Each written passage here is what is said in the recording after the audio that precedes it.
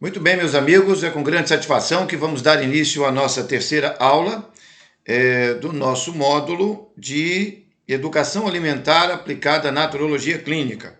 É a forma com que os naturologistas pensam, entendem, compreendem o que significa educação alimentar. Essa nossa exposição parte do pressuposto primário, óbvio, de que a alimentação ela é, obviamente, naturalmente, uma condição própria, característica, natural, implícita da experiência humana.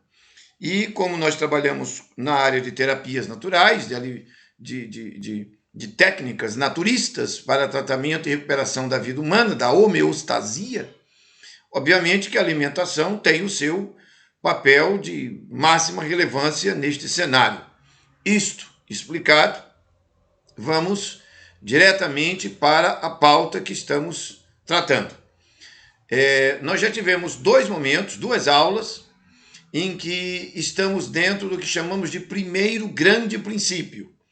Ele é o maior de todos, ele é a estrutura fundamentada para tudo, porque ele lida com a estrutura gastrointestinal.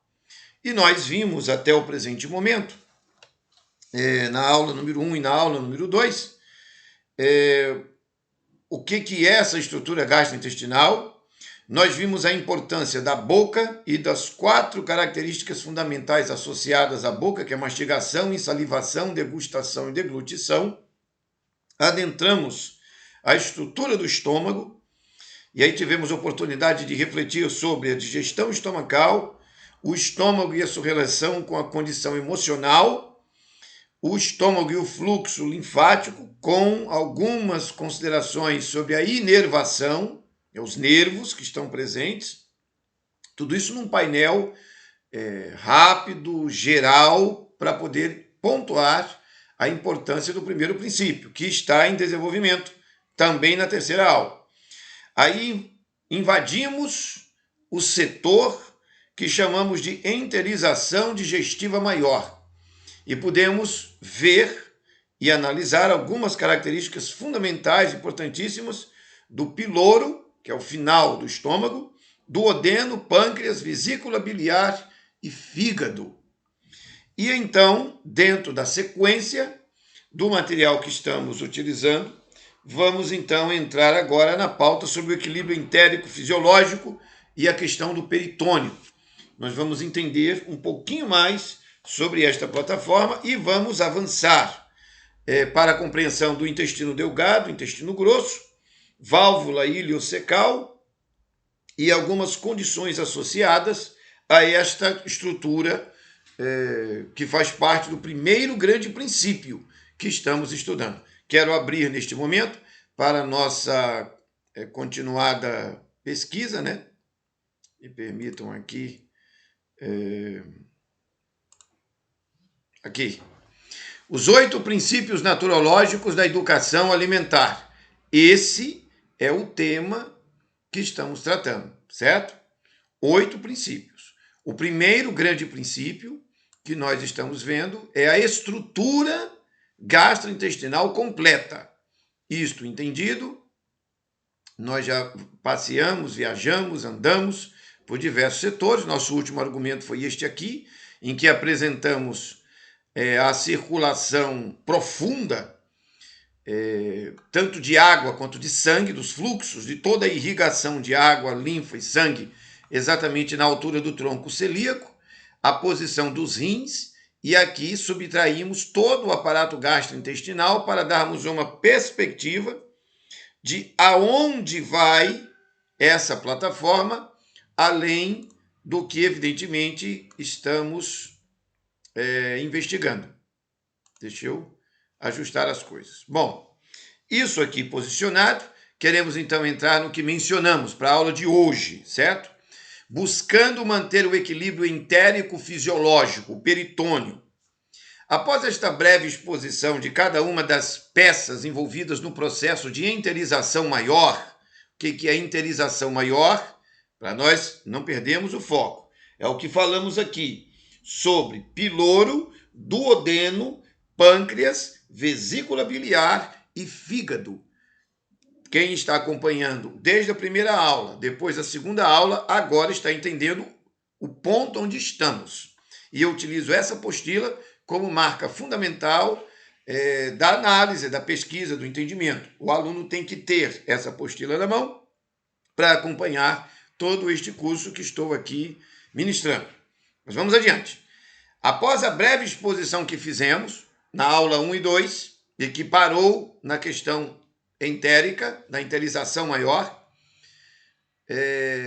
e sobretudo dos sucos entéricos, o suco gástrico que vem no bolo alimentar pelo piloro, o suco pancreático, a bile, e, enfim, todo esse cenário que já foi mencionado, passamos a considerar o conjunto de sua ação, e aí o peritônio vai entrar em cena.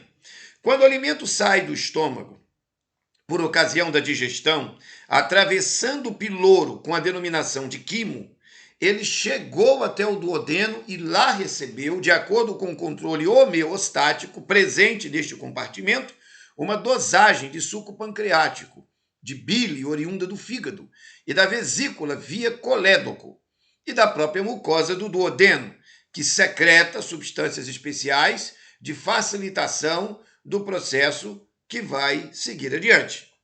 É digno de nota que, se a alimentação não for bem planejada, e iremos verificar isto em capítulos mais adiante, o produto que se forma aqui neste nível da viagem digestória é uma dinamite altamente toxêmica, que irá emporcalhar, e não tem outra palavra para usar não, toda a estrutura dos intestinos. Deste assunto, os naturologistas são especialistas que podem falar com grande propriedade e, por serem hábeis neste ponto, têm sofrido diversas perseguições de outras escolas de saúde e até mesmo de profissionais inescrupulosos, que, a serviço da desgraça alheia, opõem-se por simples orgulho de opinião a esta explicação que aqui fazemos. E vocês vão perceber pela manifestação que vem daqui para frente uma clareza muito grande que temos enquanto perceptores de como funciona a educação alimentar, e essa educação alimentar está sujeita, ela está dominada pela estrutura gastrointestinal. Ou seja, você não constrói um projeto de alimentação baseado em alimentos, você constrói baseado na estrutura que vai receber esses alimentos. Vamos adiante. Todavia, como declara um verso bíblico maior, nada podemos contra a verdade, porém a favor da verdade. Até onde podemos rastrear em nossas pesquisas, há, por ocasião de misturas altamente toxêmicas, que surgem da composição tresloucada de falsos alimentos, uma estrutura de pelo menos 18 venenos tóxicos, que não são expurgados do corpo e interagem com a circulação sanguínea. Neste exato momento, não iremos deter-nos na análise de todos esses venenos, por falta de espaço, não só nesse trabalho, mas também pelo mérito desse curso e o objetivo desta aula, mas enunciamos seus nomes malfazejos, para que, obviamente, o aluno vá para a internet, que está aí à disposição de todo mundo, digite o nome de cada um deles e investigue como eles atuam dentro do intestino. Então, você tem o indol, urobilina, cadaverina, histidina, botulino, tamarropina, sepsina, putrescina, hidrogênio, perdão aqui, faltou um izinho, hidrogênio sulfurado, fenol, metilmercaptan, muscarina, cresol, indicano, ácido butírico, amônia, neurina e metilgardina. Estes são os venenos que estão presentes nas fezes, no cheiro de podre, que muitas pessoas, ao soltarem gases intestinais, manifestam. São ácidos extremamente venenosos, mortíferos, e não só pelo cheiro de podridão que exalam, mas porque eles vão entrar na corrente sanguínea. E nessa parte da nossa manifestação, procuramos indicar que a circulação de sangue e a irrigação linfática profunda, diretamente afetadas pelo que bebemos e comemos, vai agredir diretamente as peças, que estão bem no centro de toda a base circulatória, que está diretamente relacionada com a temperatura interna dos intestinos, do coração, do diafragma, do estômago e de todas as peças do entorno dele. Neste ambiente, o peritônio se torna parte essencial da compreensão do naturologista clínico. Aqui nós temos uma gravura importante, o que está em verde, na cor verde, vai indicar a posição do peritônio. Aqui temos, evidentemente, uma gravura de um homem lateralmente visto, feito o corte, você tem a posição da coluna vertebral, você tem a posição de um fio azul e um fio vermelho, indicando toda a plataforma de circulação central da cava e da aorta, que vão ter os seus desdobramentos no sentido nominal, né? Vão ter novos nomes a esta altura. Você está percebendo o osso sacro, você está percebendo a região pélvica masculina um pouco mais abaixo, com bexiga e tudo mais, e observe o que está em verde. O que está em verde é o que chamamos de peritônio. O que é o peritônio? É uma membrana serosa que reveste as paredes da cavidade abdominal e recobre órgãos abdominais e pélvicos. Entre as suas duas camadas, parietal e visceral, está a cavidade peritoneal. É assim que ela é chamada. O peritônio indicado na área em verde, na imagem ao lado, tem a função de sustentar e proteger os órgãos abdominopélvicos, do abdômen e da pelve. É nele que a febre gastrointestinal encontra o seu maior impacto, porque ele funciona como uma espécie de saco especial que tem... Esse que tem aqui não ficou legal, vamos corrigir isso aqui, não ficou bom. Agora sim, que envolve internamente as vísceras sob sua tutela, e especialmente o intestino. Um líquido denominado transudato, muita atenção a isso, fica entre as duas camadas citadas, a parietal e a visceral, e tem 4 funções.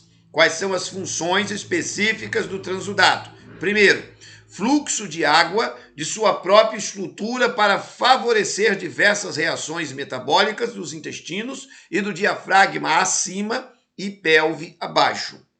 Segundo, o transudato serve para o controle da temperatura abdominal.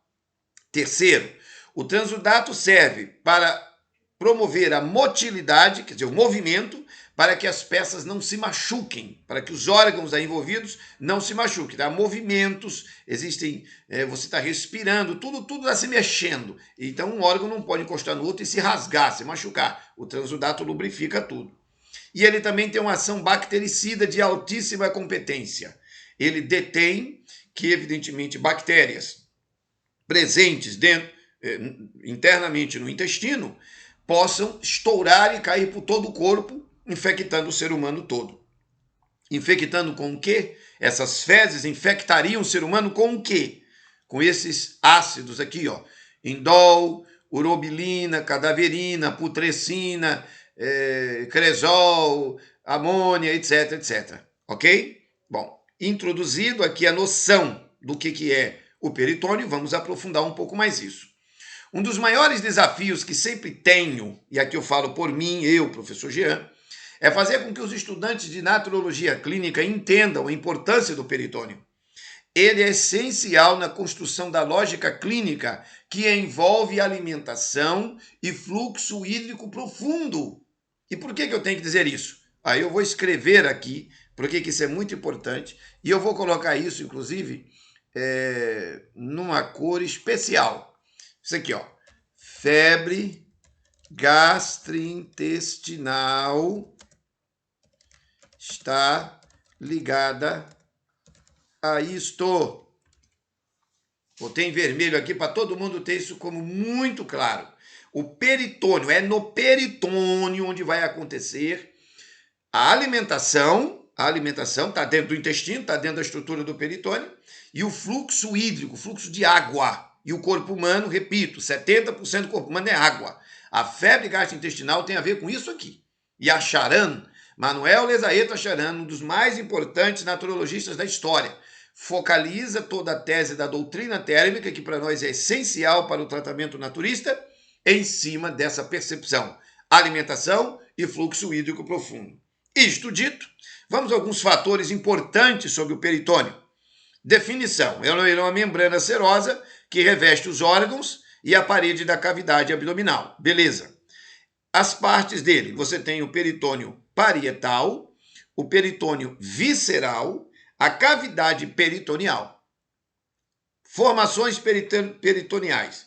Você tem na estrutura dele uma área chamada mesentério, você tem os omentos e os ligamentos peritoneais. Não vou entrar em todos os detalhes dele, porque o meu tempo não me permite, porém está aqui enunciado e, evidentemente, o aluno vai adentrar numa pesquisa para compreender com bastante prior tudo isto aqui. Divisões peritoneais. O saco menor, que é a bolsa omental, e o saco maior, que são os compartimentos supracólico e infracólico. Funções.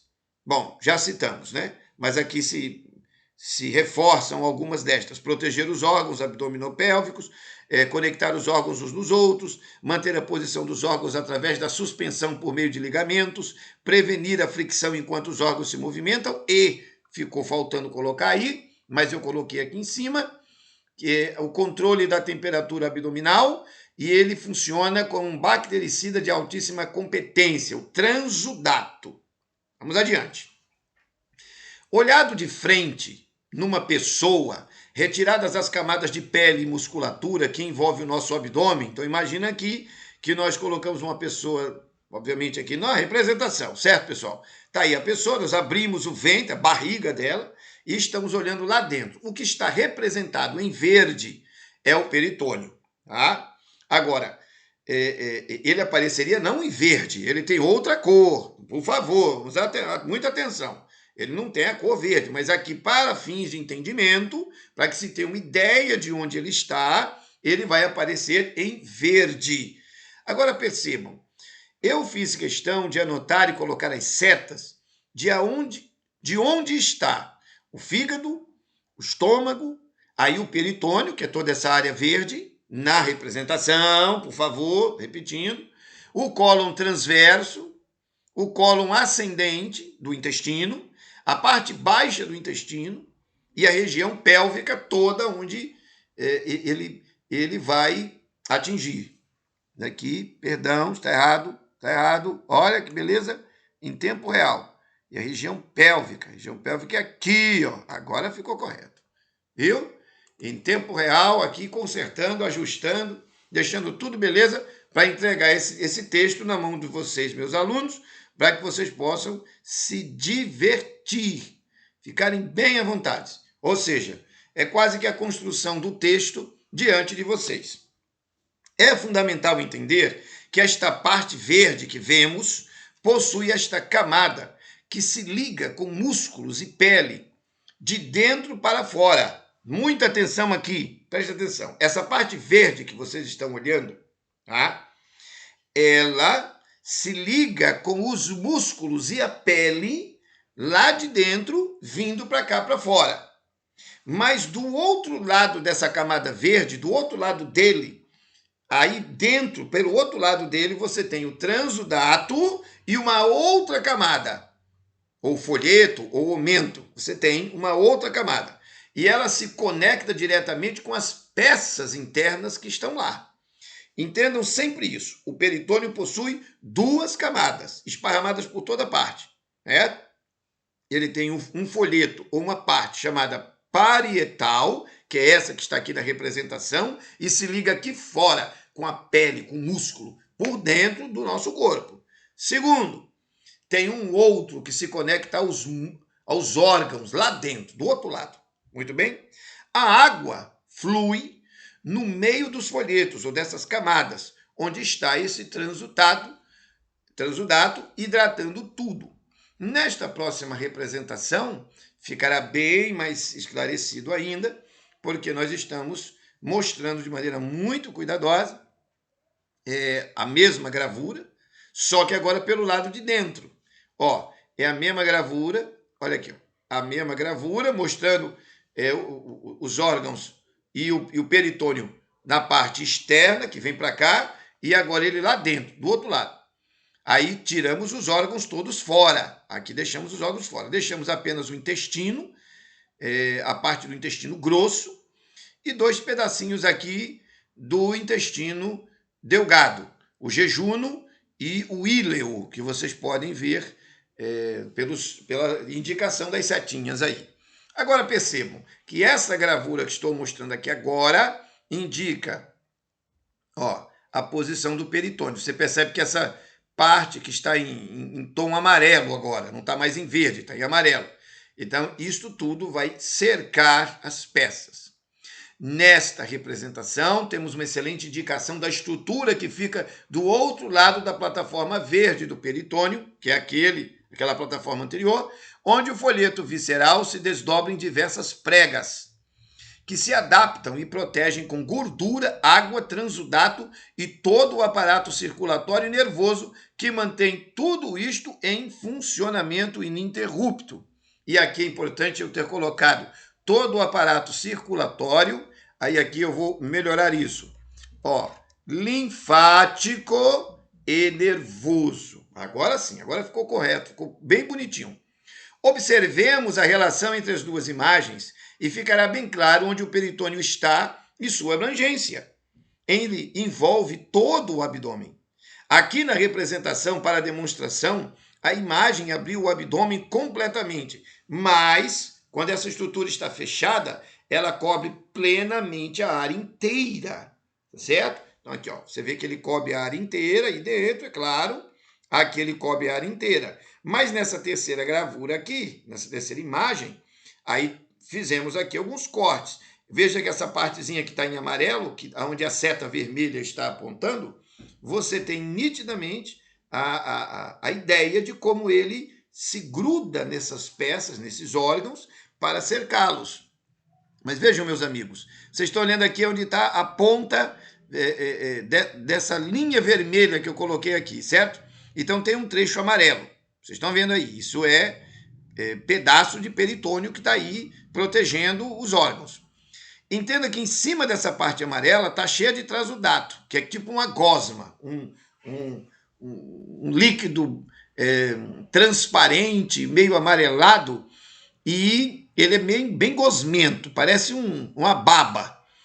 Ele vai cercar toda essa parte aí desse intestino e vai cercar o abdômen todo. Mas esse líquido está dentro do transudato. E esse transudato está dentro do peritônio. Vamos lá. Aqui na representação para demonstração, a imagem abriu o abdômen completamente, mas quando essa estrutura está fechada, ela cobre plenamente a área inteira. Na camada parietal, ele recobre as paredes abdominais e a superfície inferior do diafragma, enquanto a camada visceral recobre boa parte das vísceras, formando uma cobertura completa para o estômago, baço, intestinos, pâncreas e incompleta para a bexiga, reto e fígado. Um pouco mais na frente eu vou detalhar, com muito cuidado, tudo que está dentro do peritônio, protegido dentro do peritônio, deste saco, a parte verde, que cerca completamente a região abdominal. Isso bem estabelecido. Uma excelente imagem ilustrativa desta condição peritoneal indica como o folheto parietal se firma sobre as peças. E aqui, peço a vocês que observem as duas partes em amarelo aqui no fundo e também observem esse tipo de, eu vou chamar de, uma película, essa seria a palavra certa, uma película que está aqui revestindo diversas peças, ok? A febre gastrointestinal que o Acharan menciona, ela está exatamente aqui. Exatamente aqui. É febre peritoneal. E não há naturopatia sem a doutrina térmica. Então, entender essa área todinha que vocês estão vendo agora aqui, a área completa, nessa gravura, está a área completa do abdômen. Vocês conseguem perceber na parte baixa da foto a região pélvica e na parte alta está o fígado. E onde está o fígado? Em cima dele está o quê? O diafragma. E acima do diafragma está o tórax, o peito, o coração. Então, do fígado até essa parte baixa aqui, você tem toda a região do peritônio bem identificada. Agora, desta forma, fechamos a parte sobre a necessidade de se manter o equilíbrio entérico. Ó, preste muita atenção às palavras. Manter o equilíbrio entérico tem a ver com o quê? Com suco gástrico que está vindo do piloro misturado com o quimo, e vai virar quilo quando entrar no intestino. Tem a ver com suco pancreático, tem a ver com bile, tá certo? Tem a ver com isso.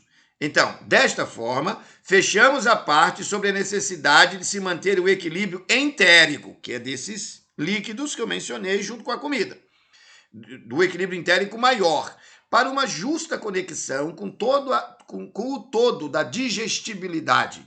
E pelo que acabamos de demonstrar, a preservação do equilíbrio térmico total de nosso organismo também está envolvida com isso. Então, o peritônio tem um papel essencial e tem a ver com a doutrina térmica de Acharan, que ele chama de febre gastrointestinal e que nós hoje entendemos que é a febre peritoneal.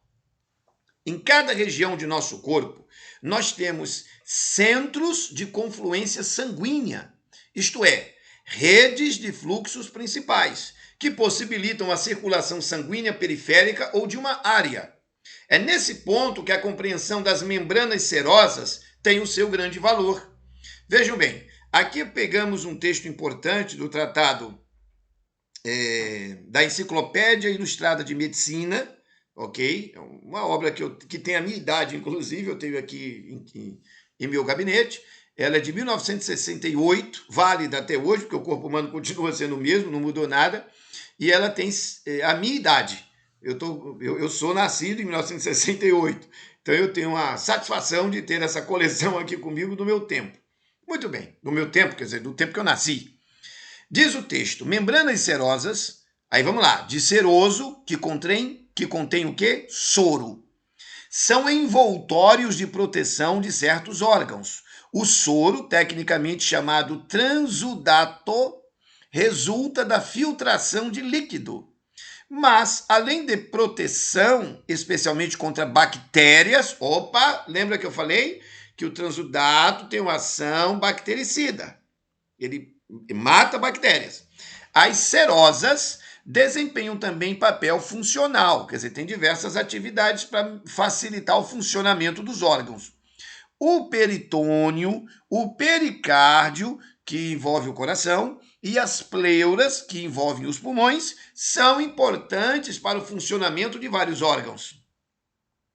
As 3 membranas serosas possuem características comuns, e aí vai falar sobre o folheto visceral, o folheto parietal, que eu já mencionei, e vai dizer que entre os 2 folhetos você tem o espaço seroso, que é exatamente onde está o transudato. Avancemos, ainda aqui falando sobre o peritônio, encontramos importante manifestação da mesma enciclopédia, onde ele vai mencionar com detalhes quais são todas as peças que estão dentro do peritônio, das que estão parcialmente atingidas pelo peritônio e as que estão fora do peritônio no abdômen. Não vou ler esse texto, porque evidentemente o aluno poderá ler com bastante atenção, meu tempo não permite, mas você tem todo o texto aqui e tem algumas tabelinhas que vêm, não é bem tabela, mas uma lista que vem um pouquinho mais na frente. Vejam, aqui nós temos ainda da mesma obra importante da área de fisiologia, de anatomia, uma explicação sobre como funciona a pequena e a grande circulação. A pequena e a grande circulação. Isso envolvendo, obviamente, o coração, o pulmão e todo o fluxo circulatório. Aqui nós temos um texto que vai explicar isto. Não é objeto de nossa análise. Porém, como a circulação ocorre em torno do peritônio, não só na parte de cima onde está o coração, mas dentro do peritônio inteiro, vai acontecer circulação de sangue. Circulação linfática também, mas aqui foco na circulação de sangue. E como esta circulação afeta diretamente o organismo, e mais ainda, como o acúmulo de sangue nas estruturas abdominal e especialmente na válvula iliocecal, e a gente vai ver tudo isso se descortinando na análise do todo, gera nisto, essa circulação gera, o peritônio, a circulação, tudo isso gera uma considerável situação de infortúnios orgânicos na estrutura gastrointestinal. Por quê? Quando a nossa estrutura intestinal possui algum tipo de impedimento no tráfico de substâncias no interior do aparato gastrointestinal, quer dizer, você tem fezes, cocô, parado, duro, seco, dentro do intestino. Então, o fluxo de sangue não corre numa boa. O que acontece? Os estímulos naturais de origem parasimpática, na área nervosa, são obliterados, impedidos. Obliterados significa impedidos. E, em decorrência, temos um considerável acúmulo de sangue em partes do peritônio onde esta obstrução de fezes está acontecendo. Esse acúmulo de sangue é imensamente prejudicial. Por quê? O sangue tem que estar em periódica circulação. Ele tem que estar se mexendo, se movimento. Sangue tem que estar circulando, realizando o interminável princípio de dieta, drenagem, assimilação, desassimilação e nutrição e depuração. Quer dizer, o sangue tem que estar circulando, tem que estar se movendo. Só que se você tem uma coisa dentro do intestino, paralisa isso. E para fundamentar o que acabei de dizer, mencionei aqui acima, um pouquinho acima, texto científico importante que explica de maneira extremamente resumida, mas muito bem escrita, como funciona a circulação do coração e a relação dele, que está ficando óbvia, para com todo o peritônio. Onde é que ficou óbvia para essa circulação com todo o peritônio? Vou subir aqui um pouquinho. Olha aqui, ó. Está aqui a região toda do abdômen, está aí a gravura. Você sabe que o peritônio tem 2 folhetos circulando tudo isso que está aqui, mas bem no miolo, a gente tirou os órgãos só para poder ver, e você tem o quê? Ó? Aqui a estrutura azul da cava e a vermelha da aorta. E aí, evidentemente, ela tem diversos nomes dependendo de cada área ou de cada região. Bom, vamos continuar aqui na análise. Ora, que órgãos o peritônio engloba? Então, baseado no texto anterior, ele vai englobar. Veja, que órgãos, que peças estão em conexão com ele? Rins, aorta, veia cava superior. Cólon ascendente, cólon descendente, pâncreas e duodeno. Bexiga, vasos epigástricos superiores, vasos epigástricos inferiores. Está errado aqui. Pregas umbilicais e úraco. É assim mesmo o nome, úraco. Digite na internet para descobrir o que é isso. Cólon transverso, baço, fígado, estômago, jejum íleo. Quer dizer, o intestino todo está dentro. E os ovários. Ok? Então, espero que tenha ficado bem claro que o peritônio envolve tudo isso aqui. Tudo isso aqui. Todas essas peças que eu acabei de mencionar. Então, qualquer coisa que afete uma peça dessa estará dentro do saco do peritônio. Ele é um invólucro. Está tudo lá dentro. É por isso que prisão de ventre vai afetar de maneira severa os ovários nas mulheres. Vai afetar de maneira severa baço, fígado, estômago, rins, problemas de coração, o pâncreas. Tá? Vocês estão me entendendo agora?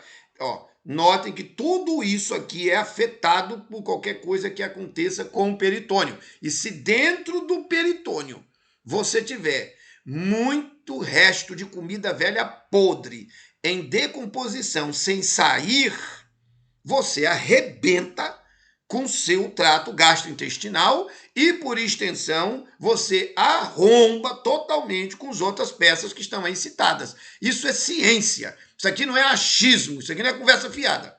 Isso aqui é papo reto. Então, quem quer estudar naturologia clínica de maneira profissional e séria precisa se dedicar seriamente a estudar isso, entender, reler e perguntar e analisar e assistir vídeos, e entender isso aqui, porque não adianta nada. Deixa eu explicar uma coisa aqui olhando para vocês. Não adianta nada. Você ficar com conversa de quero entender as comidas, quero entender nutrição, quero entender alimentação. Não adianta nada. Isso é tudo perda de tempo e inutilidade, se você não entende como funciona o corpo. Isso aqui, olha, eu vou dizer a vocês, tem um negócio brabo, para minha pessoa, estou falando de mim, ensinar alguém naturologia é esse assunto aqui. Cara, são 24 disciplinas, tá certo? Um monte de conteúdo. Esse é o mais difícil. Porque eu não sei o que se passa na cabeça das pessoas, muitos dos meus alunos, evidentemente que muitos entendem, mas tem um monte que assim, está me ouvindo aqui na aula, mas a cabeça dele está em 1000 outras coisas. Ele não está focado aqui, concentrado. Então é o seguinte, assista isso 200 vezes, para você dominar o assunto, senão já era. Não adianta pensar em comida, se primeiro você não entender como funciona a estrutura onde essa comida vai chegar.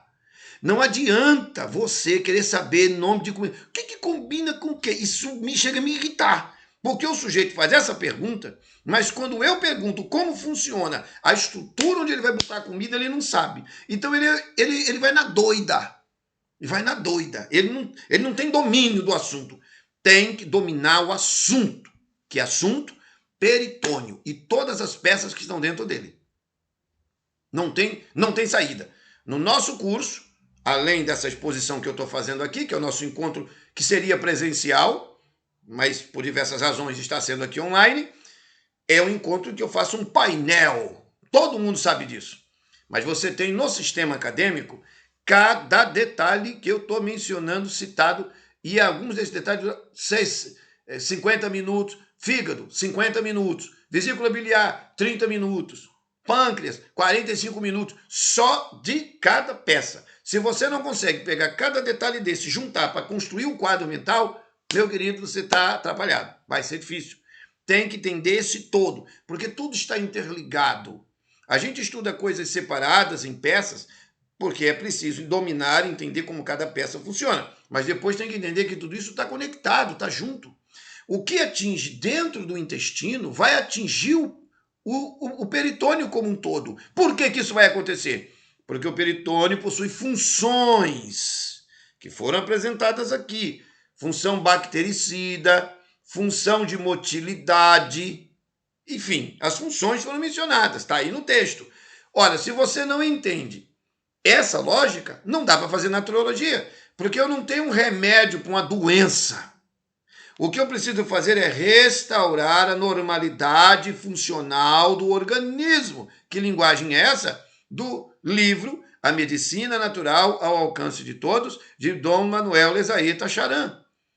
Isso aqui é o coração da naturologia, é o coração da naturopatia.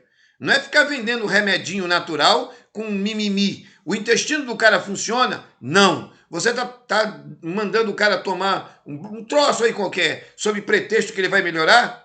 Você é um charlatão, você é um picareta, porque isso não existe. Fisiologicamente não existe. Ou você recupera o intestino dele e que, por extensão, vai refletir no peritônio todo e o abdômen todo, com esse monte de órgãos, rim, ovário, fígado, baço, pâncreas, estômago, tudo isso aí vai ser melhorado, ou você não tem nada. As pessoas têm uma dificuldade tremenda de entender que a circulação que vem das pernas de volta para o coração, a circulação venosa que vem das pernas para o coração, ela vai ter que passar pelo miolo do teu corpo. E nesse miolo do corpo, ele vai passar pelo tronco celíaco, bem no centro da pessoa, lá no miolão, no centro do peritônio. Se esse sangue que está vindo lá das pernas, lá de baixo, em direção ao coração, passar no intestino, e o intestino estiver cheio de merda podre, comida velha podre, parada, apodrecendo, buchão de merda dentro, esse sangue se infecta disso. E eu vou provar. Vou provar com fisiologia. Vou provar com textos científicos. Que o que eu estou dizendo não é mimimi. Isso é muito sério. Tem que ser entendido isso. Ah, professor, o que tem de bom para uma pessoa que tem prisão de ventre? Tomar vergonha na cara. Começar a comer comida direito. Parar de fazer doideira. Ponto. Ah, mas eu não consigo, eu isso, aquilo. Vai ter que fazer lavagem intestinal. Vai ter que enfiar um cano na bunda, meter água para dentro para amolecer essa merda podre ressecada e puxar essa desgraça para fora. Ah, mas isso é perigoso. É perigoso ficar com essa merda guardada dentro do corpo. Isso é muito lindo. O cara andando na rua, a ideia de que eu tô andando na rua, eu sou um saco de merda velha podre, já me causa arrepios.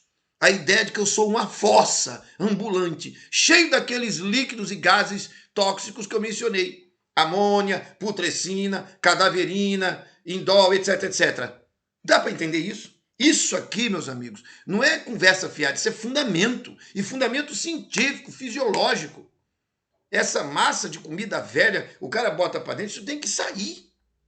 Agora notem como isso fica espetacular no estudo entre como a estrutura funciona, porque eu estou preparando uma cama, estou no primeiro princípio, vou marcar essa posição o tempo inteiro, marco a primeira posição, entendendo a estrutura, vai ficar fácil entender quais são as regras, os outros 7 princípios, onde a gente organiza tudo. Mas se eu não entendo esse primeiro princípio, que é a estrutura, como funciona, e dos intercâmbios entre ela, fica difícil. O peritônio é exatamente o centro de confluência, é onde eu junto toda a estrutura e entendo ela como um todo. Por isso que na aula número 1 e na aula número 2, eu não fiquei muito tempo em cima de cada peça, mas dei as noções gerais sobre elas, mas vamos em direção ao funcionamento total. Por quê? Porque se a mastigação acontecer corretamente, a insalivação vai naturalmente acontecer por conta da mastigação. Houve a degustação, o prazer de comer. Engoliu, daí para frente, todo o trabalho vai seguir um fluxo. Vai seguir um fluxo. Esse fluxo vai obedecer regras e critérios que vamos mencionar nos outros 7 princípios. Todavia, nesse primeiro, que é dominar a lógica do sistema, você tem que entender como ele funciona. A questão do peritônio tem a ver com temperatura do abdômen. E a doutrina térmica de Acharan, que todo naturista é obrigado a dominar, você tem que estudar a doutrina térmica de Manuel Lezaito Acharan no livro A Medicina Natural ao Alcance de Todos. Você não domina isso aí, você não sabe nada, você não é nada. Você tem que dominar isso. Pega o livro dele e lê 10 vezes, até você dominar. Dominou? Você vai entender facilmente todo o discurso que eu estou apresentando sobre peritônio. E você acaba de descobrir a chave para solucionar 90% de todo tipo de desgraça que chamam de doenças que afligem as pessoas. Por quê? Pelo motivo de que quando você limpa o intestino e por extensão você recupera a vitalidade do peritônio, a temperatura se reorganiza. O fluxo de água profundo se reorganiza. O fluxo de circulação que passa bem no centro, numas válvulas desse tamanho onde passa sangue, tudo se reorganizou. Então o sangue se limpa, se purifica por si só. Entenderam agora? E aí todo o sistema funciona bem e aquilo que era uma mancha na pele, aquilo que era um tumor, aquilo que era uma ferida, aquilo que era um furúnculo, aquilo que era uma desgraça qualquer, some. Some como? Não sumiu por encanto. Você limpou os intestinos, você botou para fora a porcaria que estava dentro dele e você está metendo comida boa para dentro, está botando água de qualidade. É simples, é um fluxo homeostático de entradas e saídas, entradas e saídas. É sempre isso, é só isso todo o tempo. Você inspira, expira, você come, defeca, você bebe, urina. É isso o tempo todo. Ficou claro? Bom, espero que tenha ficado, porque se não ficou, ouça tudo de novo. Agora, vamos voltar aqui para o texto. Veja, de um modo geral, as infecções, traumatismos e quaisquer outras alterações nos tecidos viscerais abdominais pedem a proteção do peritônio. Isso aqui é básico, básico. Ele circunda e isola o trecho irritado, evitando com isso que a lesão seja mais devastadora. Se não houvesse esse recurso, qualquer infecção abdominal seria mortal. As bactérias ou outros agressores se disseminariam rapidamente para atacar todos os órgãos da cavidade abdominal. A palavra peritônio significa em volta, peri, estendido. Repetimos, a guisa de fixação. A sua influência é imensa no corpo humano, mas lamentavelmente não é devidamente reconhecida. Além de constituir importante defesa para cada uma das vísceras do homem, que está na região abdominal, obviamente, veda completamente a cavidade abdominal masculina. Nas mulheres, esse fato não ocorre, pois as trompas femininas comunicam a cavidade abdominal com o exterior através do útero e da vagina. Por essa razão, no geral, as mulheres sofrem de certos problemas de saúde muito mais do que homens, muito mais que os homens, especialmente nas conexões entre peritônio e região pélvica. A porta peritoneal aberta pode levar a uma espécie de violação denominada peritonite. Aqui eu tenho um texto muito legal, é extenso, não vou ler todo ele, óbvio, porque o meu tempo não permite, mas é da Enciclopédia Ilustrada de Saúde e Medicina, está aí para vocês poderem ler à vontade. Isso que eu acabei de falar está aqui citado, tá? Eu não vou ler o texto todo, porque eu preciso acelerar um pouquinho, senão eu não consigo chegar todo, ainda nem entrei na questão do intestino. Então, vamos aqui. Mas é preciso deixar bem claro que não estamos desmerecendo qualquer outro setor do corpo. Eu não estou querendo dizer que o peritônio é tudo, não é assim.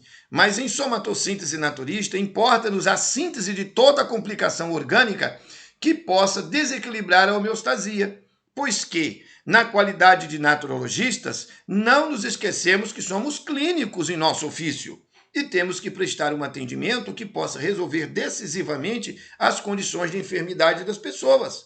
Não poderemos fazê-lo se não tivermos claramente definido em nossa mente a síntese de todas as doenças. Esta síntese está enunciada nesta compreensão básica. O que carregamos em nossos intestinos pode ser uma messe de morte ou de vida. Somos o que comemos e assimilamos. Se uma substância que está dentro de nosso intestino não é assimilada ou não é eliminada, cedo ou tarde ela nos levará à morte.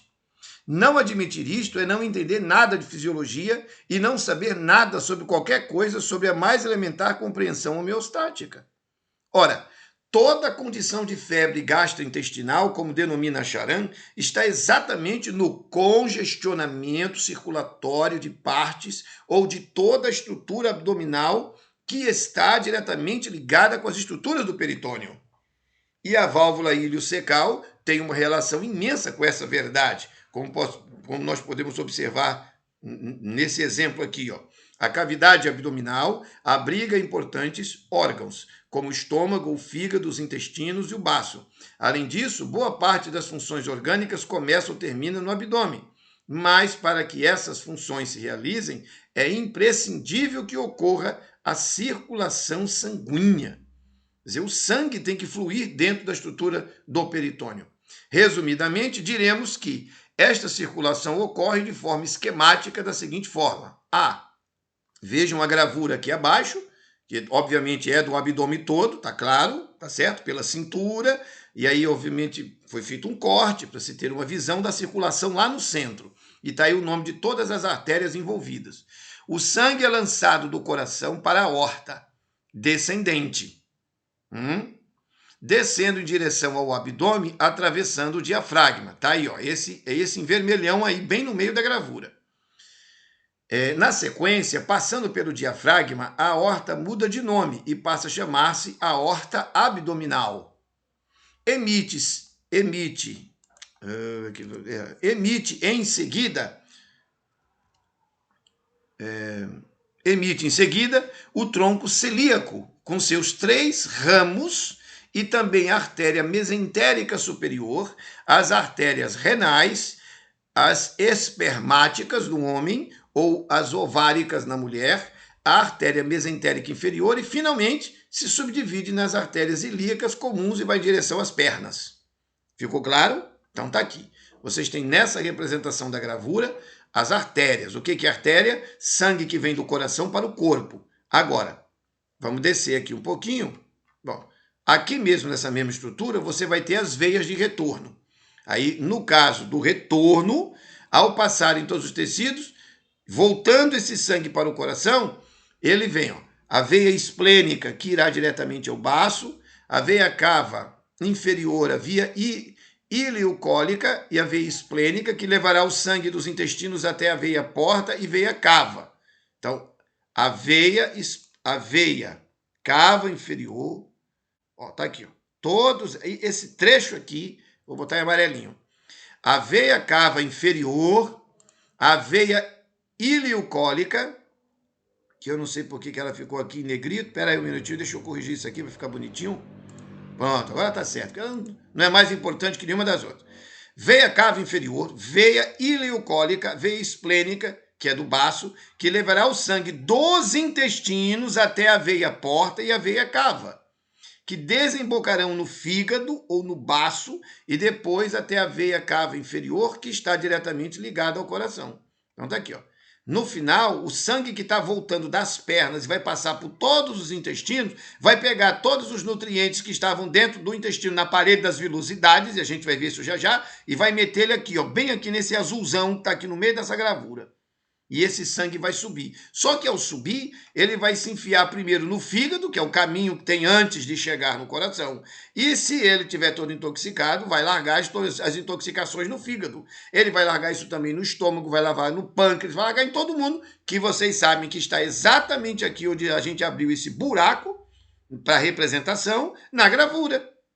Então, essa é a compreensão essencial. Essa é a mãe das compreensões, para se poder saber como é que o nosso sistema gastrointestinal funciona. Todas as toxinas presentes na estrutura dos intestinos ou localizadas em outras vísceras, mas principalmente nos intestinos, são conduzidas para o sangue e levadas por esta via até o coração, que as remaneja para todos os órgãos do corpo. Esse fator é muitíssimo digno de nossa atenção, porque a nossa situação orgânica está diretamente ligada à situação química dentro da estrutura peritoneal. Ah, professor, o senhor já falou isso. Eu vou repetir isso todos os dias no meu consultório e faço isso há 25 anos. Sejam bem-vindos ao mundo da naturologia clínica, porque isso aqui é a vida. E tem que repetir isso milhares e milhares de vezes para que as pessoas entendam. A circulação sanguínea corporal é a base de toda a vida orgânica e a higiene peritoneal é a base de toda a saúde sanguínea.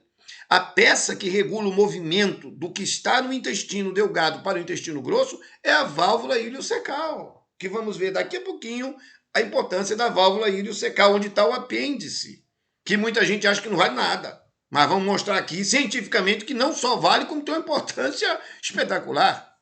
Com base nisto, não é correto pensarmos que todos os profissionais de saúde do mundo deveriam, antes de prescrever qualquer tratamento para qualquer pessoa, verificar se ela possui ou não uma satisfatória condição intestinal, se o peritônio está em ordem. Ora, obviamente que se o sujeito tem um bucho inchado, ele tem alterações negativas no trato gastrointestinal peritoneal e, obviamente, está com fezes velhas guardadas dentro de si. Ou seja, comida apodrecendo dentro de si, como se o seu corpo fosse uma fossa. E não se livrar disto é uma peste inominável. Isso dito, passaremos agora ao próximo item, chamado processo de enterização menor e a absorção. Ok? Agora vejam.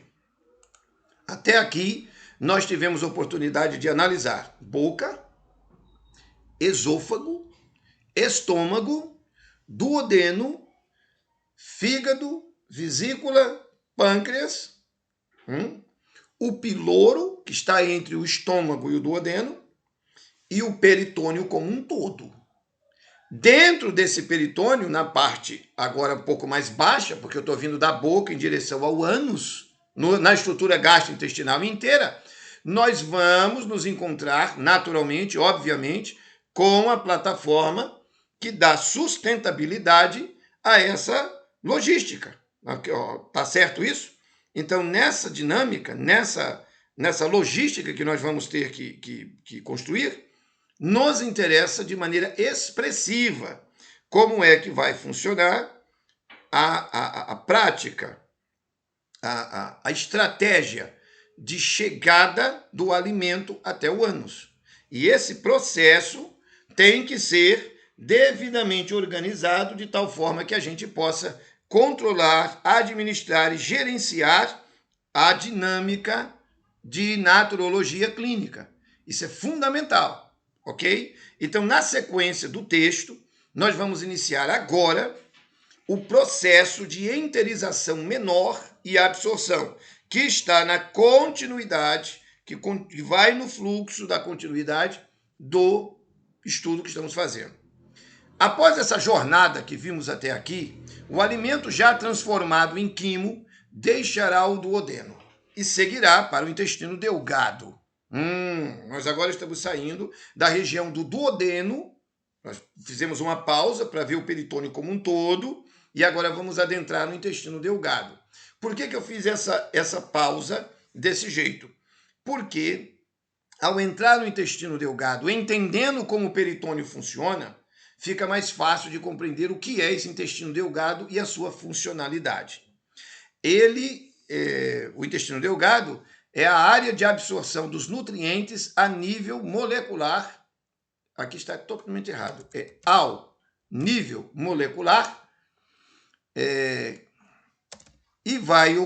que vai ocorrer nesta parte do trato gastrointestinal, ou seja, os nutrientes mais diluídos pela digestão, que finalmente serão lançados diretamente da corrente sanguínea, através de um maravilhoso mecanismo de captação destes elementos nas vilosidades intestinais. Vai acontecer exatamente aqui.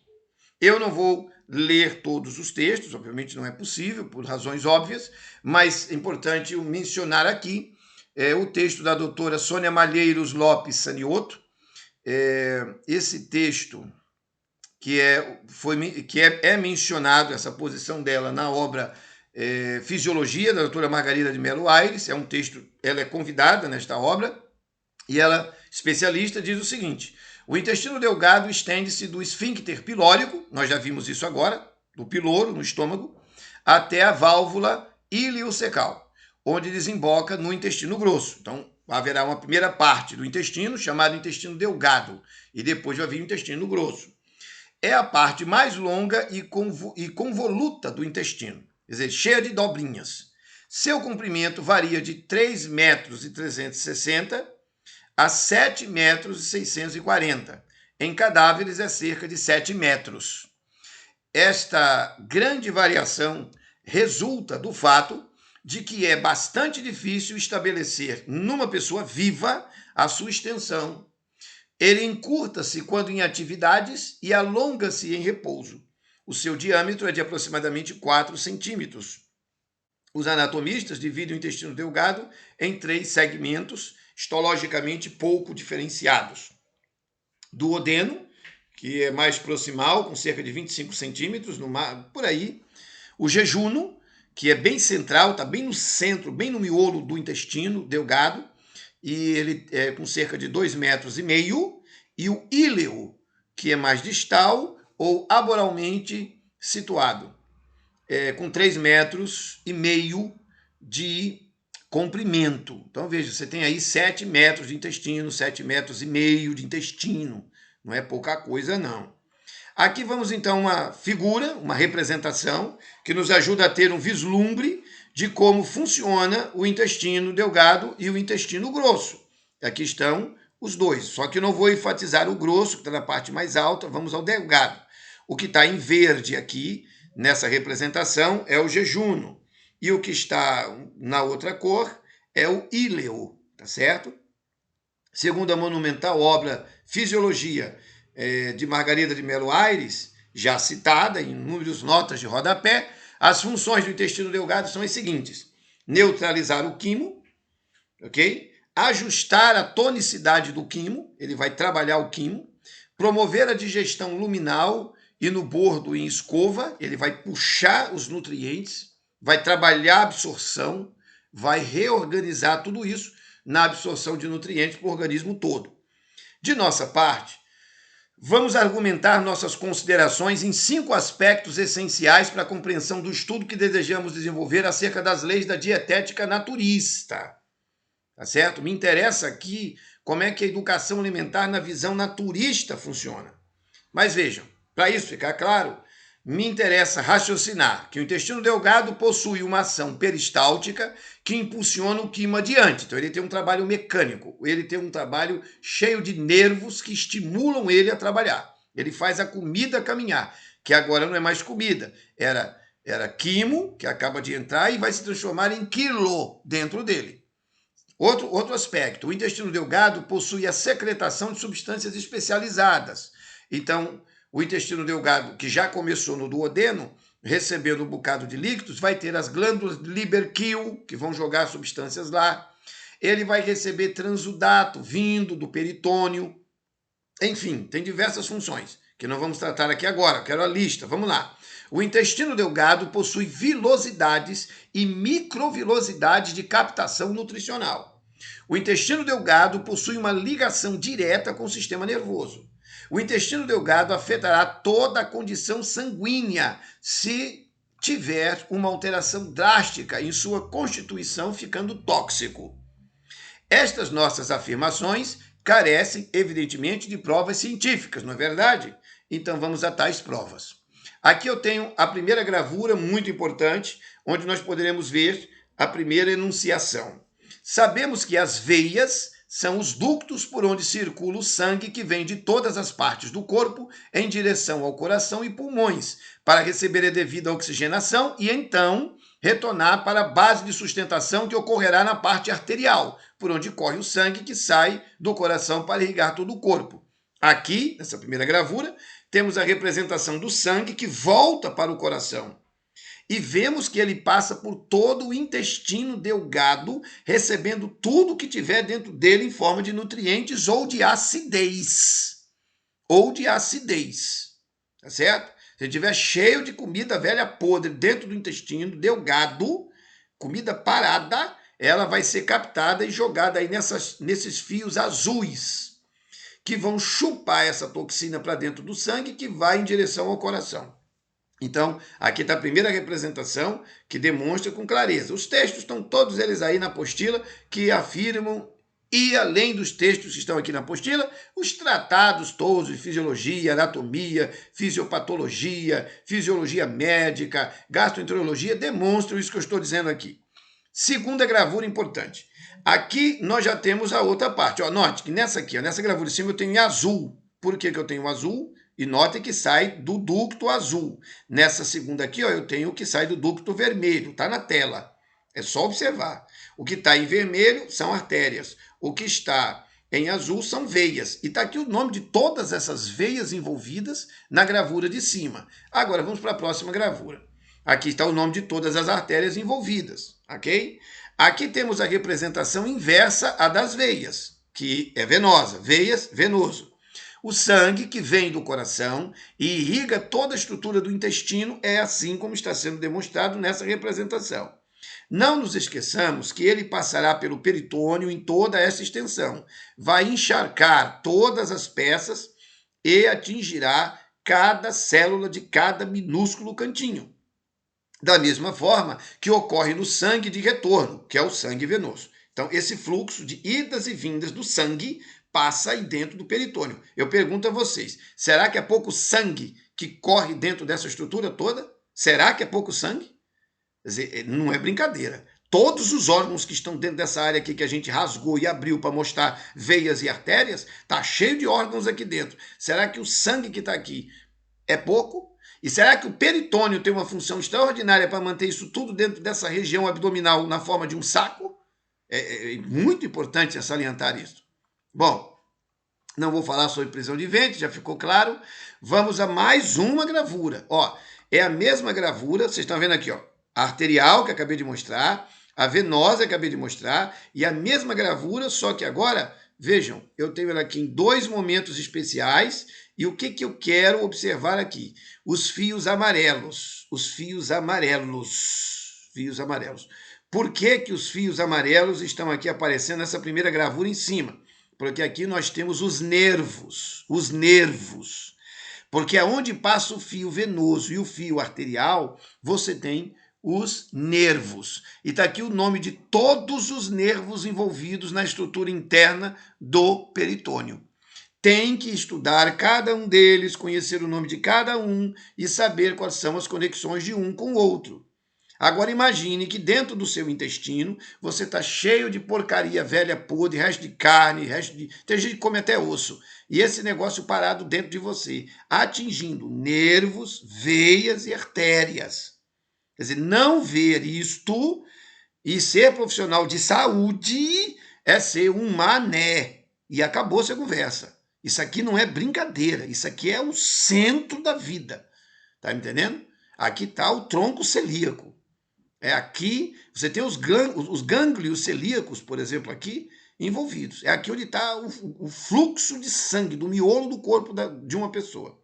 Toda essa influência Também aqui você vai ter agora na próxima gravura, que está na tela, uma representação, tudo isso aqui são representações assim simplificadas por artistas, por desenhistas altamente competentes, que mostram os gânglios linfáticos. Então aqui é onde a linfa, tá aqui as bolinhas amarelas, aonde a linfa vai correr água, o fluxo hídrico profundo, tá aqui, tá certo? Então tá aí a gravura. Você tem gânglios linfáticos, você tem os nervos, aqui os dois na representação, e você tem artérias e veias. Isso devidamente composto. Quero avançar agora para pontuarmos aquelas provas que eu tinha mencionado. É acerca destas bases que precisamos agora citar alguns textos essenciais de fisiologia médica e pontuarmos as provas de nossas afirmativas.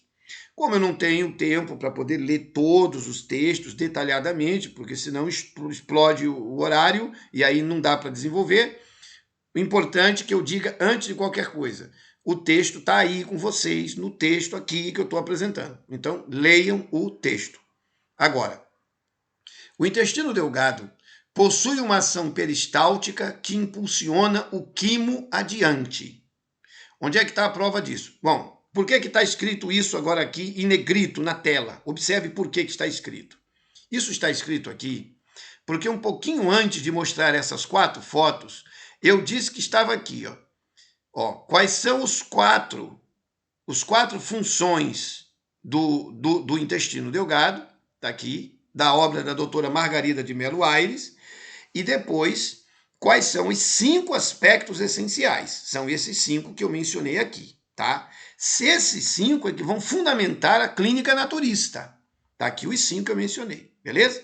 Agora eu vou pegar cada um desses 5 e vou colocar no colo de vocês o texto de diversas obras. Aqui eu estou usando Guyton, Tratado de Fisiologia Médica. Então eu não vou ler o texto, porque são enormes os textos, estão vendo aqui?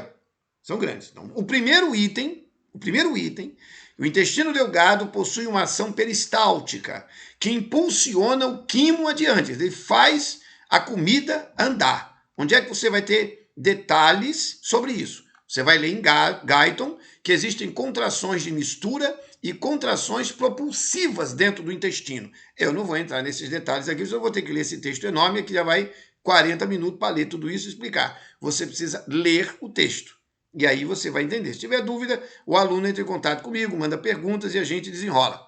O reflexo peristáltico, que é motivado pelos nervos, vai ter aqui, a função das ondas peristálticas no intestino não é provocar apenas a progressão do quimo em direção à válvula iliocecal, mas também espalhar o quimo ao longo da mucosa intestinal. Entendeu? A função do intestino delgado em fazer a comida andar é fazer com que essa comida, chamada quimo e que vai virar quilo, ele possa encostar na parede interna para ser chupado pelas velocidades dos nutrientes e serem jogados dentro do sangue. Está aqui o texto que explica isso, sem problema nenhum, Tratado de Fisiologia Médica, se divirtam com o texto. Próximo. O intestino delgado possui a secretação de substâncias especializadas.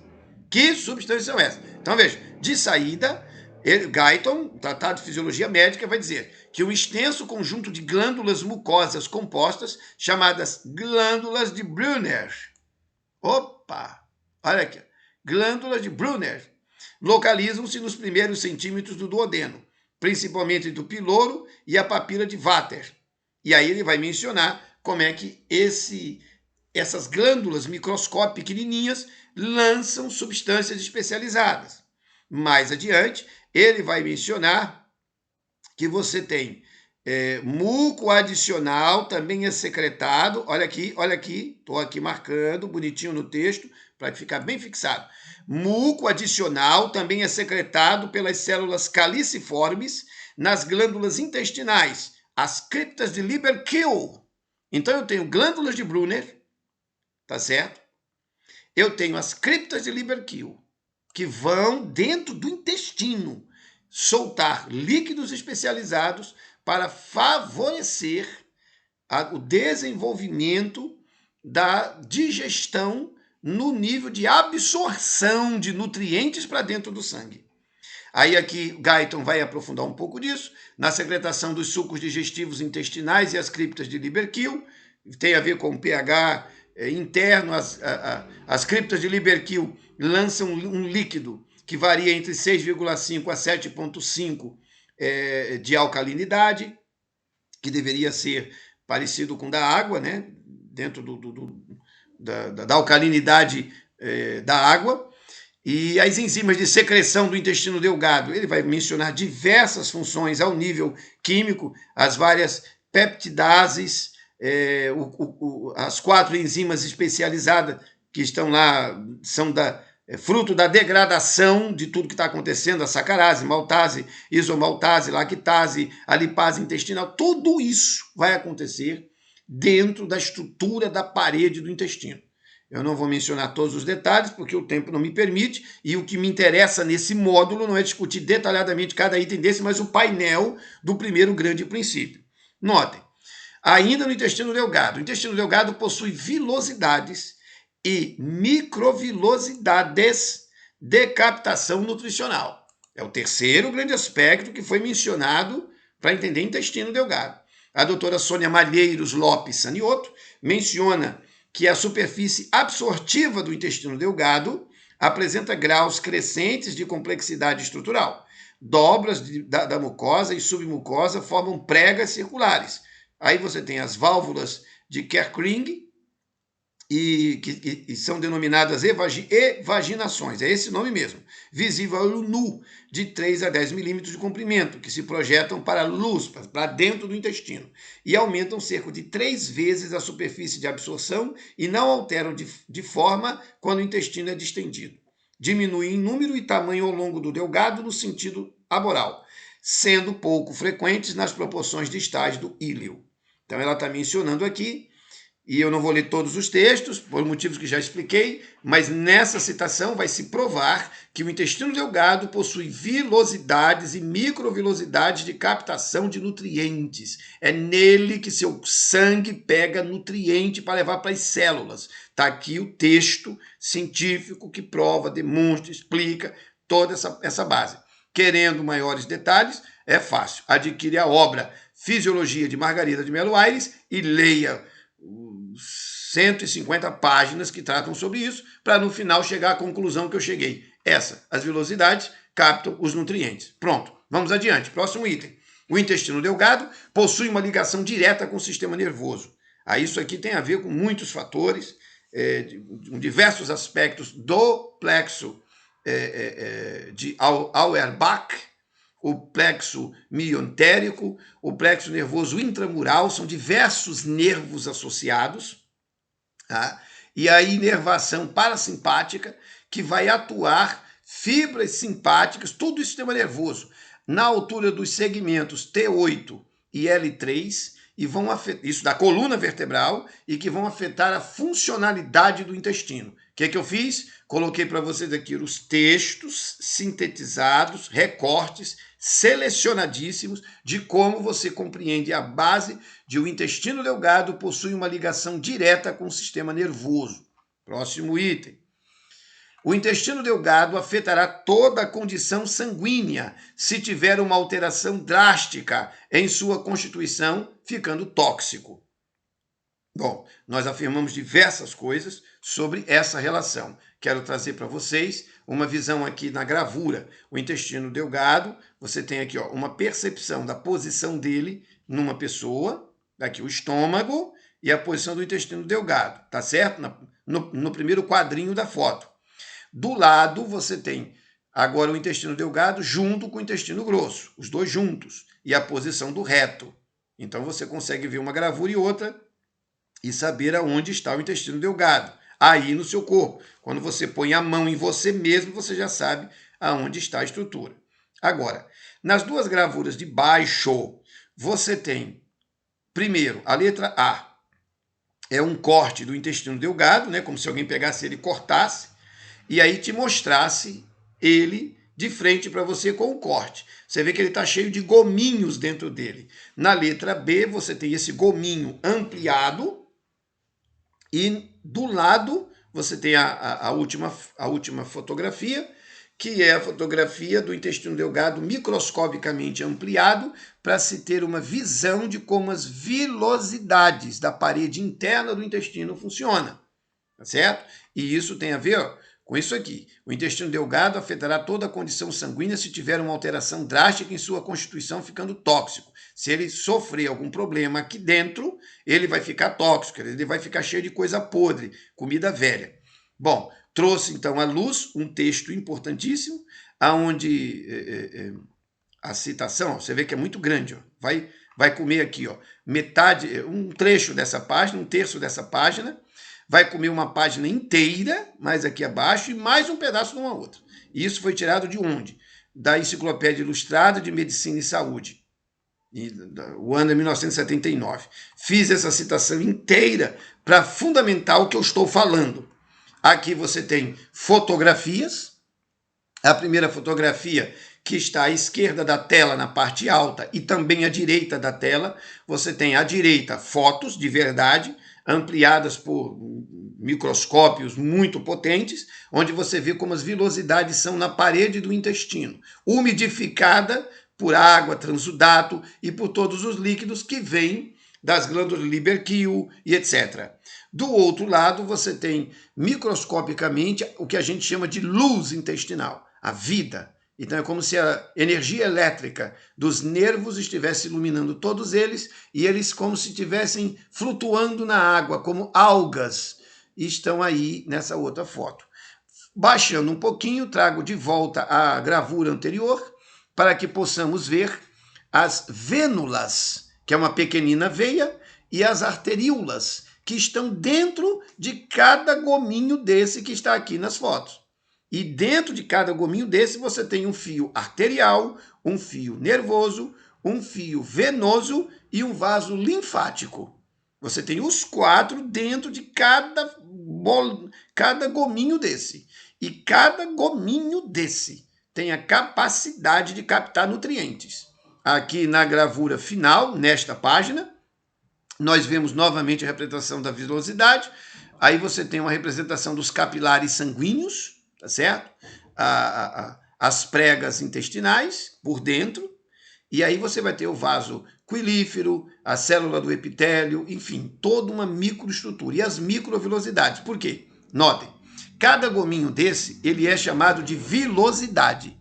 Só que na parede dele, você tem microvilosidades. Ele ainda tem coisa mais menorzinha ainda, que é por onde vai passar os nutrientes ao nível molecular.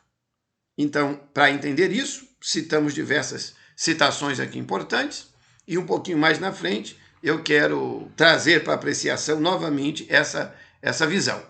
Vamos à relevância da válvula ileocecal e do apêndice. Eu continuo aqui viajando em direção ao ânus. Onde está a relevância da válvula ileocecal e do apêndice? Segundo Guyton, a válvula ileocecal tem a seguinte função. Uma das funções principais da válvula ileocecal é evitar a regurgitação do conteúdo fecal do cólon para o intestino delgado. Ou seja, ele não deixa que fezes voltem para o intestino delgado.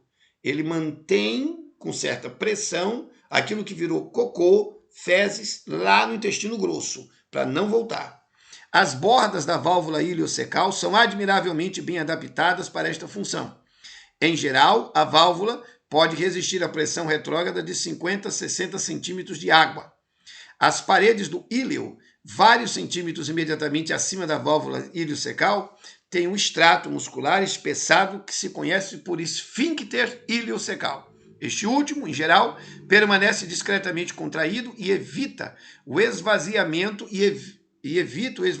perdão, aqui no erro de digitação, e evita o esvaziamento, pronto, corrigi aqui em tempo real, e evita o esvaziamento do conteúdo ileocecal para o seco, exceto imediatamente após uma refeição, quando o reflexo gastroileal intensifica a peristalse do íleo. Mesmo assim, apenas cerca de 450 ml diários de quimo se esvaziam no seco. A resistência ao esvaziamento ao nível de válvula ileocecal obviamente prolonga a permanência do quimo no íleo e, portanto, facilita a absorção de nutrientes. Isso dito, continua Guyton. Em geral, considera-se que a apêndice decorre da infecção do órgão anteriormente obstruído por concreções fecais ou depósito de muco. Os germes mais comumente responsabilizados pela apendicite são os estafilococos e os streptococcus. Ao atacarem a submucosa do apêndice, esses micro-organismos facilitariam a ação patogênica de outras bactérias contidas na cavidade. Bom, aqui está o valor, então, da válvula iliocecal e do apêndice. Primeiro, fazem parte do complexo controlador da funcionalidade do intestino delgado, viabilizam a passagem do quimo para o intestino grosso, indicam o nível de toxicidade ambiental que existe no intestino em geral e participam do controle da temperatura intestinal. Essas 4 questões são mencionadas nessa tabelinha, onde isso fica bem claro, e aqui eu tenho uma gravura que é muito importante entender. Vejam, aonde tem aqui esse fiozinho verde na gravura à nossa direita, é exatamente o que vão chamar de apêndice. Aí você tem internamente a estrutura da válvula iliocecal. A válvula iliocecal está à esquerda, e ela é como esse gomo verde que está na gravura à esquerda e que conecta o intestino delgado com o intestino grosso, como acabamos de mencionar. Desde 2007, que uma investigação sobre a importância acerca do apêndice foi feita pela Universidade Duke, nos Estados Unidos, e tem demonstrado o seguinte, que o apêndice tem uma função extraordinária de enfrentar bactérias negativas que podem destruir e atrapalhar a vida do intestino. Esse texto que está aí à vossa disposição já é de conhecimento público desde 2007, e a pesquisa da Universidade Duke é muito fácil de achar na internet. É só você digitar qual a importância do apêndice para a saúde do intestino. E escreve Universidade Duke, nos Estados Unidos. Pronto, você vai achar um mundão de artigos científicos. Próximo item, vamos avançar. Firmando a questão da circulação sanguínea na região abdominal. Opa, eu vou retornar à questão do peritônio que tinha sido mencionada antes. Só que por outro caminho, por outra abordagem. Vai mencioná-lo, mas por outra abordagem. Como é que funciona essa circulação? Bom, eu não vou ler todos os detalhes, vou diretamente a uma imagem que vai me ajudar a explicar. Observe nessa imagem que nós temos a imagem principal, onde está o tronco celíaco, e depois foi feita uma ampliação do ponto exato, onde está o tronco celíaco, para que se perceba quantas conexões entram ali na estrutura da artéria, da aorta abdominal, e como é que o sangue vai se espraiar. Então, vem do coração o sangue, vai descendo pela aorta, e ele vai irradiar por todos esses ductos especializados, são as diversas artérias. A artéria do estômago, a artéria do pâncreas, a artéria do fígado, as artérias que já foram apresentadas em gravura anterior. Então, a circulação sanguínea na região abdominal é de uma importância tremenda. Para compreendê-la, você terá que ler esse trecho, observando todos esses itens que estão aqui elencados por letras, e vai observar que este sangue ele vai descendo, então passo a passo, como é que ele faz? Chegou no tronco celíaco, aqui, ó, tronco celíaco, está aqui, ó, na letra B. Este sangue encontra-se então o tronco celíaco. E aí o que vai acontecer? Ele vai descendo, vai invadir o peritônio todo e vai em direção às pernas. Bom, o sangue, esse texto aqui é muito importante, da Enciclopédia Ilustrada de Medicina. O sangue proveniente do tubo digestivo, do baço e do pâncreas, e que contém os produtos da digestão, passa, portanto, pelo fígado antes de entrar na veia cava inferior. O sangue que está voltando, o sangue que está indo em direção ao seu coração. Ele vai encontrar na região do tronco celíaco, na área venosa, um ponto onde tudo que é chupado do fígado, do estômago, do intestino, de todos os lados, se encontra, e aí o que tiver dentro deles vai para o coração. Aqui a gente estamos falando de artérias, mas o processo é o mesmo, tanto para a ida quanto para a volta. Mais uma outra questão importante a ser observada ainda dentro dessa conjuntura está na relação. Observe onde está a posição do coração, está aqui claro, e observe a circulação e a posição dos órgãos. Observe aqui, ok? Então você tem a posição do intestino, a posição dos dois rins, você tem a posição do fígado e a posição do coração. E aí toda a plataforma de circulação, obviamente aqui numa representação curta, certo? Simplificada, para que se possa ter uma noção de como isso acontece. E ela está em azul, porque é o sangue que está voltando para o coração. Quando está em vermelho, é o sangue que vem do coração para o corpo. Bom, tem um trecho aqui importante de Guyton, em que ele diz no Tratado de Fisiologia Médica que a função mais importante da circulação sistêmica ocorre, ou seja, a difusão de substâncias entre o sangue e o líquido intersticial. Na circulação do sangue, a função mais importante é que o sangue leva nutrientes para dentro das células, tá? Através do líquido intersticial. Próximo item, a temperatura e a circulação sanguínea, pauta que será mais adiante nesse curso, citada com maior propriedade. Todavia aqui urge e de importância que mencionemos como que Guyton afirma que a temperatura normal para o corpo humano é 37 graus. Está aqui a citação, as notas de rodapé endossarão isso. Então, primeiro fato é isso. Segundo fato é que o corpo, a rede linfática, as mucosas, toda a estrutura do peritônio trabalha em cima de uma dinâmica chamada pletora. O que é pletora? Está aqui sublinhado, vou botar em negrito. Pletora. O que a pletora tem a ver com tudo isso aqui? O que é isso? É o aumento de volume do sangue no organismo ou numa área. Então, é muito importante observar essas citações e aqui a gente vê como é que a temperatura do corpo é feita. Ela é controlada pelo hipotálamo, está no centro do encéfalo, né, na caixa craniana, e ele controla por vasoconstrição e vasodilatação, ele vai controlar, o hipotálamo, a temperatura total do corpo, e a temperatura normal oscila entre 36 graus e meio a 37 graus e meio. Essa é a norma. Por isso, sempre afirmamos que 37 graus é a temperatura ideal, é o meio termo razoável.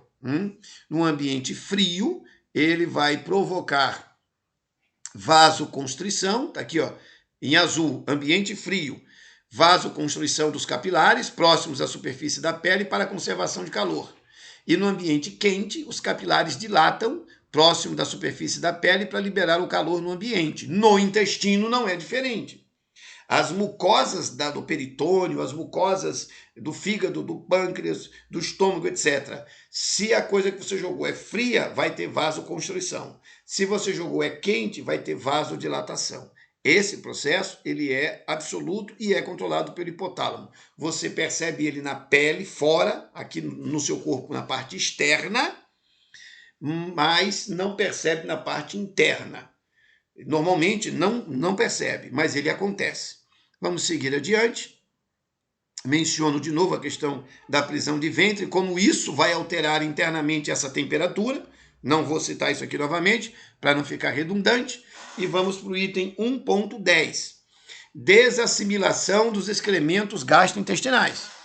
Aqui é um texto importante, tirado do livro Nutrição Orientada e os Remédios da Natureza, um recorte genial. Há pessoas cujos intestinos se deformaram ao ponto de ter dobras, bolsões e estrangulamentos em vários lugares. Ali param as fezes por semanas, meses e anos, produzindo toxinas que, através da mucosa e depois instaladas na corrente sanguínea, vão intoxicar todo o organismo. Aí começam as doenças.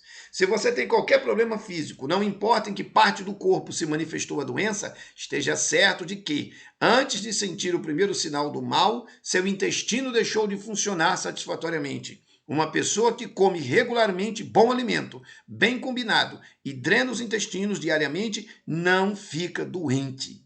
Então, esse é um texto muito importante do clássico Nutrição Orientada e os Remédios da Natureza, de Durval Stockler de Lima. Obra que também eu tenho há muitos anos, faz parte do período de minha formação. Pois bem, fatos relevantes sobre o intestino grosso. Vamos entrar aqui, ó. Desassimilação dos excrementos gastrointestinais tem a ver com o intestino grosso. Então, agora eu estou saindo do intestino delgado e entrando para o intestino grosso. Está aqui uma representação dele. Não esqueçam que aqui, ó, você tem o apêndice vermiforme, que é assim que se chama, e o apêndice e a região do seco, como é mencionada. Aí você tem todos os outros nomes de todas as partes do intestino grosso, devidamente citados, mencionado também o cólon descendente, o mesocólon sigmoide, o cólon sigmoide e o reto. E aí, obviamente, o ânus, depois do reto vem o ânus, tá ok? Bom, tá aqui o intestino grosso. Eu vou abrir agora uma plataforma na tela. Por favor, observe como é que a circulação sanguínea acontece. Aqui eu tenho a cintura, a região pélvica, tá aí o intestino grosso. A posição dele, como é que o sangue irradia para o intestino grosso. Porque tínhamos visto a questão do intestino delgado, mas agora estamos no intestino grosso. E você tem um fio verde bem no meio de tudo isso, que é um nervo muito especial, que corta por dentro a estrutura inteira para favorecer as movimentações nervosas e as conexões. Não vou poder falar detalhadamente de tudo isso aqui, mas no Atlas do Corpo Humano, que nós estudamos no curso Naturologia, tem isso muito bem desenvolvido e basta que o aluno decore, e não tem outra palavra para dizer não, decore tudo que tem dentro do Atlas do Corpo Humano, como já orientamos ao longo da estrutura do curso. Bom, vamos descer um pouquinho aqui. Eu tenho uma outra gravura que vai mostrar a estrutura do reto final do sigmoide, né? E a circulação arterial representada, mas efetivamente com ela temos a venosa. Não pode esquecer que vai ter, aonde tem o fio de sangue arterial, tem também o venoso do outro lado, tem o linfático do outro lado e tem nervos metidos aqui. Tá aí a estrutura, a irradiação, né? A estrutura óssea aqui nesse recorte. Mais uma outra observação, agora sob o ponto de vista dos nervos e também das artérias, dos músculos, todos eles reunidos nessa dinâmica. O que é que eu quero salientar de importantíssimo sobre o intestino grosso? O intestino grosso é responsável por várias funções importantes. A absorção de eletrólitos, ele absorve sódio, potássio e cloreto e água. Uma média de 1 litro por dia. A propulsão do conteúdo intestinal e formação, armazenamento temporário e eliminação de fezes. Essa frase aqui, esse trecho que está aqui, eu vou meter todo ele em amarelo para que ninguém esqueça. Presta atenção. Nós acabamos de mostrar, está aí a gravura, e o intestino grosso, ele absorve naturalmente, o intestino funcionando bem, tudo bonitinho, 1 litro de água por dia. Se você fizer lavagem intestinal no intestino que está problemático e você encher ele de água, primeiro ele vai jogar para fora toda a merda podre, as fezes apodrecidas para fora. Vem todo o lixo nojento e fedorento para fora, com aqueles ácidos que eu mencionei nesta aula e que estão aí dentro da plataforma. E você pesquise na internet o nome de cada um deles, você vai ver que maravilha que é. Agora, quando você mete água e vem aquele monte de excremento podre para fora, o intestino vai se limpando. Você vai colocando, bota água, vem muita porcaria para fora. Põe água de novo, vem porcaria para fora. É o processo do trabalho de hidrocolonterapia. Você faz pelo menos 6 vezes se usa o equipamento artesanal. Ora, é óbvio que a parede do intestino vai captar muita água. Ele vai fazer o trabalho. Ele está habituado a chupar 1 litro de água naturalmente no intestino perfeito, de gente normal. Numa pessoa problemática, está tudo aí dentro, está ressecado. Tudo aí dentro está seco, tudo aí dentro está tudo depauperado, está cheio de problema. Quando você faz a hidrocolonterapia e põe água dentro do intestino, apenas isso, a água entra, volta essa água com uma imundícia, o intestino grosso fará a função natural dele de reabsorção de água. Então ele vai reidratar-se e vai injetar essa água para a rede linfática de toda a região do peritônio, melhorando a temperatura total do seu abdômen. Então, lavagem intestinal, reverte febre gastrointestinal, que a Charan chama assim, e que nós chamamos de febre do peritônio. Esse item é muito importante ser observado. Vamos adiante. Aqui ainda sobre o intestino grosso. O intestino grosso abriga a microflora fisiológica, que é rica em bactérias anaeróbicas, aproximadamente 1 quilo de bactérias vive no seu intestino, e vive em simbiose com o corpo humano. O que é simbiose? Vive junto com você. Elas vivem, você vive. Se elas morrem, você morre. E aí tem diversas funções que elas realizam. Não vou ler todas essas funções, isso é trabalho para o aluno fazer divertido. Vai ler todos esses textos. Uma citação essencial nessa obra do doutor Durval Stockler de Lima é que, num determinado momento, aqui ó, no livro dele, ele diz o seguinte: há pessoas cujos intestinos se deformaram ao ponto de ter dobras, né? Bolsões e estrangulamentos em vários lugares. Eu repito o texto: ali param as fezes por semanas, meses e anos, produzindo toxinas que, através da mucosa e depois instaladas na corrente sanguínea, vão intoxicar todo o organismo. É o que eu tenho dito aqui o tempo todo. O Dr. Christian Tauchaler, em elaboração com a doutora Johanne Razamahai, que é a esposa dele, escreve num dos seus livros, nos seus clássicos, o tema, muito importante, eu estou chegando aqui ao final dessa aula, ele diz o seguinte: algumas pessoas, em razão de preconceitos, têm medo de que uma lavagem intestinal possa destruir a flora intestinal ou deixar o intestino preguiçoso. Na verdade, é preciso ficar claro que jogar água no cólon não representa nenhum perigo. O cólon não é estéril e as lavagens intestinais não alteram a flora intestinal, assim como os gargarejos não alteram a flora bucal. As lavagens intestinais e a hidroterapia do cólon são técnicas notavelmente eficientes e que não apresentam nenhum perigo. Lembremos que em todos os hospitais do mundo, antes de uma intervenção cirúrgica do intestino, são praticadas lavagens, mesmo em doentes graves. E por que essa técnica, realizada em hospital sem nenhum problema, de repente deveria tornar-se perigosa para a sua saúde quando praticada por você? É totalmente ridículo. A única razão pela qual o mito do suposto perigo das lavagens intestinais sobrevive é a necessidade de proteger os lucros econômicos da indústria farmacêutica, que não quer que as pessoas se curem com um método gratuito e sem efeitos colaterais. Eu quero dizer a vocês que na internet, em língua portuguesa, um site que eu faço questão de divulgar aqui, que expõe de modo criterioso o sistema da hidrocolonterapia, ao qual somos associados, entendemos ser e temos experiência em mais de 25 anos. É uma bênção. Para os maiores detalhes, você digita esse site aqui, hidrocolon.com.br, e lá você vai ter a oportunidade de ver tudo. Bom, fechamos nessa terceira aula a terceira aula. Fechamos o primeiro grande princípio. Foi longo. Deu um trabalhinho, tá certo? Foram 3h30 de exposição um tanto acelerada para a gente poder ter uma visão panorâmica de como a estrutura gastrointestinal inteira funciona. Na próxima aula, vamos então iniciar uma investigação sobre o princípio do desejo, o princípio da degustação, que já foi mencionada aqui na estrutura fisiológica, anatômica, no geral. Mas agora vamos entrar com um pouco mais de peculiaridades. Eu quero fazer algumas anotações que para o naturologista é fundamental. Entendam, tudo que eu estou apresentando tem a ver com clínica naturológica, tá certo? Como o terapeuta naturista, o naturologista clínica, pensa em relação à pessoa que ele vai atender e quando ele analisa a estrutura física, a plataforma gastrointestinal. É fundamental entender que há uma conexão entre a plataforma física, do corpo físico, e os desejos, o gosto. Isso virá na próxima aula. Por hora, eu agradeço. Vamos dar uma pausa.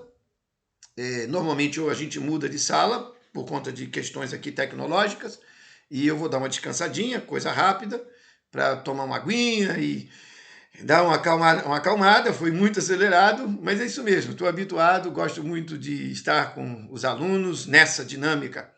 E, naturalmente, que todas as perguntas, questionamentos, tudo isso os alunos vão assistir às aulas, vão ler as apostilas e aí vão escrever as perguntas. Não, eu não quero perguntas no meio do caminho, porque isso atrapalha, quebra o raciocínio. Está aqui o raciocínio inteiro. Agora vocês vão estudar tudo isso, produzir perguntas, dúvidas, questionamentos e vão me encaminhar lá pelos grupos de WhatsApp ou pelo privado, tanto faz, focados nesse tema. Joia? Então, até a próxima aula daqui a pouquinho. Fiquem com Deus.